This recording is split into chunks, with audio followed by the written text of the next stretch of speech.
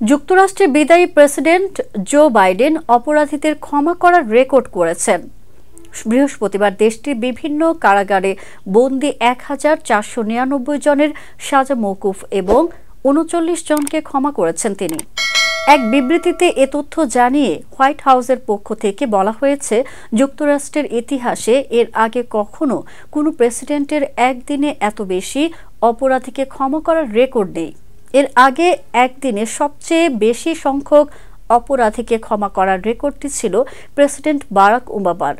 ২০১৭ সালে বিদায়ের আগে একদিনে ৩৩০ জন অপরাধীকে ক্ষমা করেছিলেন ওবামা।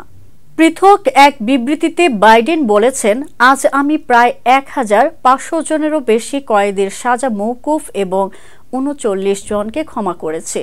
যাদেরকে ক্ষমা করা হয়েছে তাদেরকে বিশেষ শর্তে কারাগারের বাইরে রাখা হয়েছিল। সেই শর্তটি ছিল যে পরিবার এবং সমাজের সঙ্গে সম্প্রীতিমূলক সম্পর্ক বজায় রাখতে হবে। যে ৩৯ জন ক্ষমা পেয়েছেন তারা সেই শর্ত পূরণ করেছেন, আর যাদের সাজা মওকুফ করা হয়েছে তারা দীর্ঘদিন ধরে কারাগারে সাজা ভোগ করছিলেন।